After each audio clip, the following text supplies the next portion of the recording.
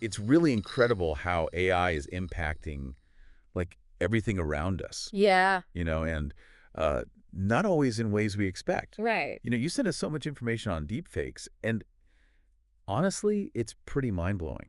Yeah. It's the ability to create videos where literally anyone can be made to do or say anything, Hmm. and it's so realistic, it could even fool like the most discerning eye. Yeah, it's scary how real it looks. It's terrifying how real it looks. Yeah. And what's really wild is how this tech is impacting us already, and it's only going to get more intense. Absolutely. And I think what's fascinating here is that just a few years ago, deepfakes were really this kind of novelty, almost like a niche experiment that people were doing. Right. And now we're seeing something like 1 million of them created every single minute. Wow. Think about the sheer volume of that and what that means for how we consume information, how we determine what's real and what's not. Yeah. It's a total paradigm shift in how we perceive the world, really. 1 million a minute. Yeah, It's hard to even wrap my head around that. it is. It seems like it happens so fast. It did. I mean, didn't you say that it used to require some serious coding skills to even make one of these things? It did. It definitely did. But the tools have become so accessible now, it's incredible. Yeah. Anyone with a computer and internet connection can potentially create a deepfake. Yeah. This ease of creation is exciting in some ways because it does democratize content creation. Right. But it also opens the door for malicious use on a massive scale. That's exactly where things get really interesting, right? Because it's not just about harmless fun anymore. Right. We're seeing deepfakes being used for scams, for spreading misinformation, for personal attacks. Yeah. And it seems like public figures, and especially celebrities, are becoming prime targets. Yeah, and it makes sense. Public figures are particularly vulnerable because there's just so much visual and audio data available for them online. Right. And that data is used to train the AI models that create deepfakes. Uh-huh. So it makes it easier, relatively speaking, to create convincing fakes of those well-known individuals. Right. And we see this with everyone from actors and musicians to politicians and business leaders. Like that case with the French woman who lost a fortune. I mean, to scammers who were using deepfake images of Brad Pitt. Yeah. I mean, it's heartbreaking that someone could be so emotionally manipulated. Absolutely. How are authorities even responding to these types of scams? Yeah, that's a great question. Are there resources available to help victims? Yeah, law enforcement is definitely catching up, but the technology is evolving so rapidly that it's really difficult to stay ahead of the curve. Right. There are organizations working to educate the public and provide support for victims, Right. but it's a constant battle. Sure. And, this is just one example. Businesses are also being targeted. Oh, right. Like that UK energy firm that lost over 200,000 euros because of a deep fake audio clip of their CEO. It's scary how convincing these things can be. It is. Imagine thinking you're talking to your boss on the phone, and it turns out to be a scammer.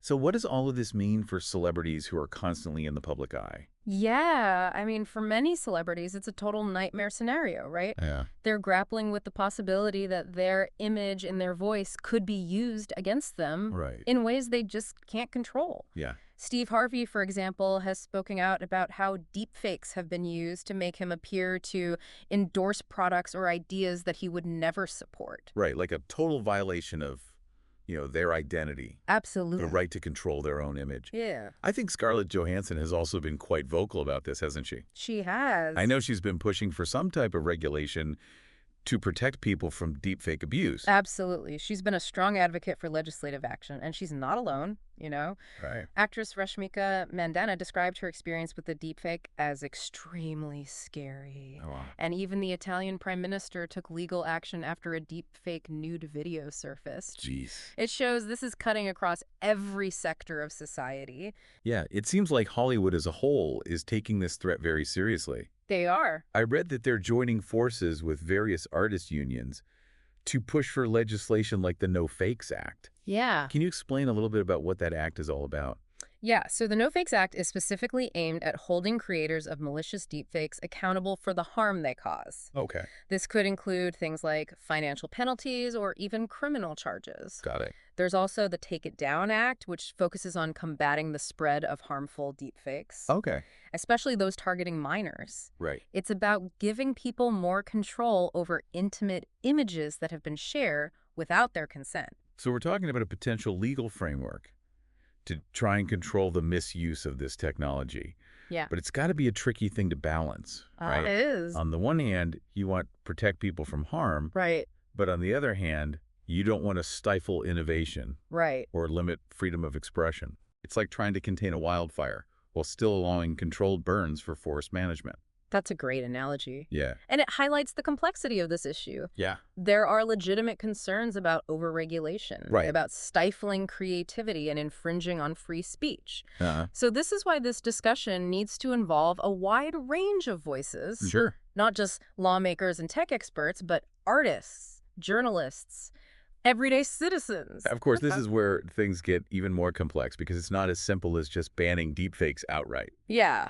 There are groups who argue that any type of sweeping regulation could have some unintended consequences. Yeah, for sure. I mean, organizations like the Electronic Frontier Foundation and Public Knowledge, for instance, they worry that laws against deepfakes might be too broad and could end up suppressing legitimate forms of expression, like satire parody or even political commentary. Right. You know, they argue that the focus should be on addressing the harmful intent behind a deepfake rather than the technology itself. That makes sense. Yeah. You could imagine a situation where a comedian's using a deepfake in a satirical sketch. Yeah. And they're accused of breaking the law. Right. Or a filmmaker using a deepfake to recreate a historical figure for a documentary. Exactly. Right. And they also point out that the same technology behind deepfakes also powers beneficial advancements in other fields. Like what? Like medicine. Right. So regulating deepfakes too harshly could hinder these beneficial applications. So it's not a black and white issue. Not at all. It's this complex web of ethical, legal, and technological considerations. Yeah, absolutely. And it's evolving so rapidly that it's hard to keep up.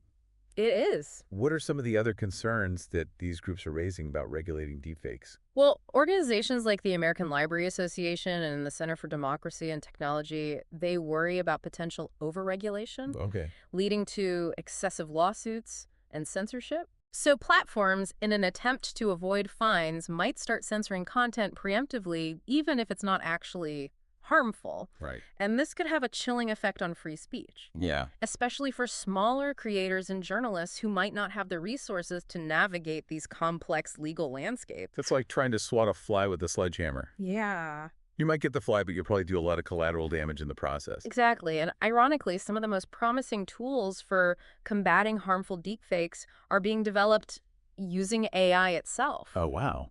Think of tools like Vermilio AI's TraceID and Blackbird.ai's Compass Vision.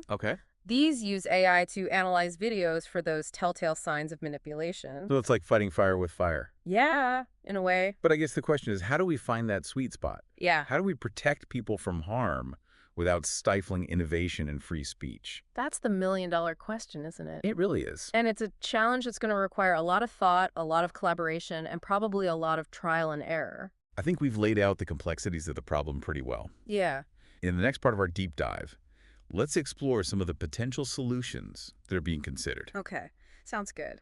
This is fascinating stuff, and I'm curious to see where this conversation takes us. Yeah, me too. What are your thoughts? Well, I just think it's so crucial to explore all sides of this debate. Sure. You know, weigh the potential benefits and risks. Consider the long-term implications of our decisions. Right, because the stakes are high. They really are. This is about more than just technology. Absolutely. It's about truth, power, and our individual identities in this increasingly digital world. It really is about the future of how we define reality. That's a great way to put it. Yeah. So until next time, thanks for listening, and keep those brains buzzing. Always stay curious. We'll catch you on our next deep dive. It really is a balancing act, isn't it? It is. Trying to harness the power of this technology while safeguarding against its potential misuse. So let's talk about some of those potential solutions. Okay. Where do we even begin to tackle a problem this complex? Yeah. What are some of the approaches that are being explored right now? Well, one approach is to really focus on intent. So rather than trying to ban deepfakes outright, which is practically impossible given how easy they are to create and share, you know, we could focus on those that are created specifically to deceive, to harass, to defraud. So instead of going after the technology itself, we go after The bad actors, the people who are using it for malicious purposes. Exactly. Kind of like how we have laws against using a hammer to assault someone, Right. but we don't outlaw hammers altogether. Exactly. That's a great analogy. We could also invest more heavily in detection technology. Yes, absolutely. I mean, there are already some promising tools out there that can analyze videos and identify those telltale signs of deepfake manipulation. Uh-huh. And as these tools become more advanced, more sophisticated, Right. the harder it will be for those malicious deepfakes to slip through the cracks. It'll make it much more difficult. It's like giving people a magnifying glass to spot the imperfections in a counterfeit bill. Yeah. You know, the more we can empower individuals to detect fakes, the less effective those fakes will become. Absolutely. And of course, we can't forget about the legal front, right? Yeah.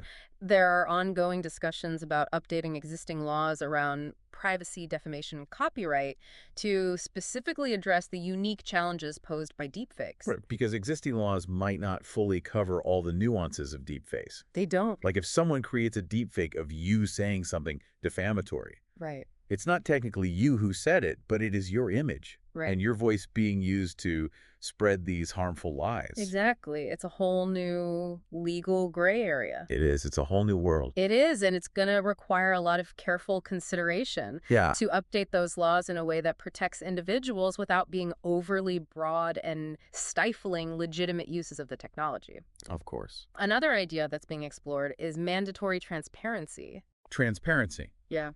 What do you mean by that? Like requiring creators to disclose that a video or an audio clip has been manipulated. Exactly. Imagine if every deepfake video had a little watermark or disclaimer that said AI generated. Okay. You know, it wouldn't prevent all misuse, Right. but it would give viewers a heads up that what they're seeing might not be real. That seems like a pretty straightforward solution. It wouldn't stop someone from creating a malicious deepfake, Right. but it would make it much harder for them to fool people. It would. It would force viewers to be more discerning, Yeah. more critical of the content that they're consuming online. That's the key, fostering a culture of skepticism, Well, media literacy, you know? yeah. We need to empower individuals to question what they see and hear online, Right. especially as this technology becomes more sophisticated and harder to detect. You know, this whole deepfake phenomenon is really making us confront some pretty fundamental questions It is. about truth and reality in the digital age. Yeah. It's like the internet has always had a bit of a trust but verify vibe to it, It has. but now it's becoming absolutely essential. It's a fundamental shift in how we engage with information. It is. We can't just passively absorb everything we see and hear anymore. Right. We need to be active participants, questioning sources, Right. considering biases, and developing our own informed perspectives. So beyond those solutions that you've mentioned, is there anything else that can be done to mitigate the potential harms of deepfakes? Well, education is key. Okay. The more we understand about how deepfakes are created and Yeah. how they can be used, Uh-huh. the better equipped we'll be to spot them and protect ourselves. Right.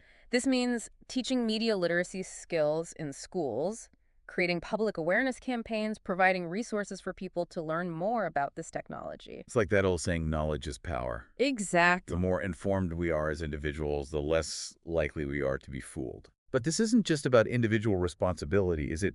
We need systemic solutions as well. We do, absolutely. Platforms and social media companies have a huge role to play in this. Okay. They need to develop and implement robust policies for detecting and removing harmful deepfakes. Uh-huh. They also need to be more transparent about how they're using AI Right. and how they're addressing the ethical implications of this technology. That's a really good point. Yeah.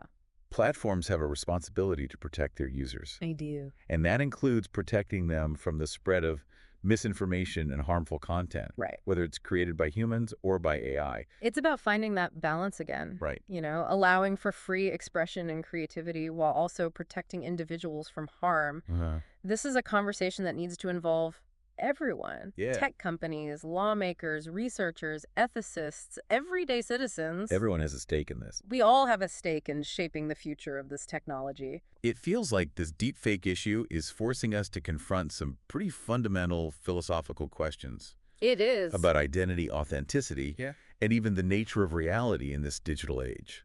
It is. And it's a conversation that's only going to become more urgent Right. as AI continues to advance. Right. Think about it, if we're already struggling to discern real from fake with deepfake videos, Yeah. What happens when AI can generate entire virtual worlds Oh, wow. that are indistinguishable from reality? That's a whole other level of mind-bending. It is. And it brings us back to you, the listener. Yeah. What role do you think you should play Right. in shaping how deepfakes are used and regulated? It's a question worth pondering because the answers will shape the very fabric of our digital world. It's almost like we're on the verge of like a whole new era Yeah. where the lines between the real and the virtual Right. become more and more blurred.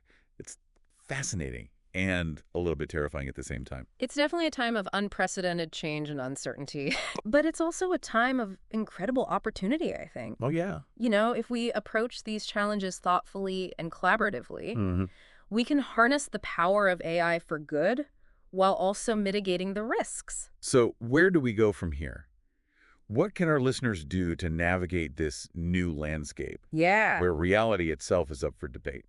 Well, first and foremost, be informed. Okay. Read about deepfakes. Uh-huh. Understand how they work. Stay up to date on the latest developments. Yeah. Knowledge is your best defense against manipulation. It's like learning a new language. Yeah. The more fluent you are in the language of AI and deepfakes, Right? the better equipped you'll be to spot like the subtle cues and red flags Yeah. that indicate something might be amiss. Exactly. And don't be afraid to question what you see and hear online. Right. If something seems too good to be true, Right. or it evokes a really strong emotional reaction in you, Yeah. take a step back and consider the source. Okay. Is it a reputable news outlet? Is it a trusted expert? Right. Or is it like an anonymous account with a questionable agenda? It's like developing this healthy skepticism, Yeah. a critical eye for this digital world. Right. We have to become more savvy media consumers, Yeah. aware of the potential for manipulation and misinformation. And remember, you're not alone in this. Right. There are organizations and resources out there to help you navigate these challenges. Okay. Reach out to fact-checking websites, media literacy groups, even law enforcement. Wow. If you believe you've been targeted by a malicious deepfake. There's strength in numbers, right? Absolutely. The more we talk about these issues, the more awareness we raise. Right. The better equipped we'll be as a society to address them. I agree. And this isn't just about protecting ourselves as individuals. No. It's about safeguarding the integrity of our shared reality. That's a really powerful way to put it. Yeah. It is. The future of truth is at stake, and it's up to all of us to be vigilant, informed, and engaged. This has been an incredibly insightful deep dive. Thank you so much for helping us unpack this complex and rapidly evolving issue. You're welcome. It's been a pleasure. Any final thoughts you'd like to leave our listeners with? Just the future of AI is not preordained. It's a future we're actively shaping through our choices and our actions. Right. So be informed, be critical, and be engaged. Your voice matters. Well said to our listener. Thank you for sending us this fascinating material. Yeah, thanks. We hope this deep dive has given you some food for thought Right. and some tools to navigate this increasingly complex world of deepfakes. Absolutely. Keep those brains buzzing and stay curious. Always stay curious. We'll catch you in our next deep dive.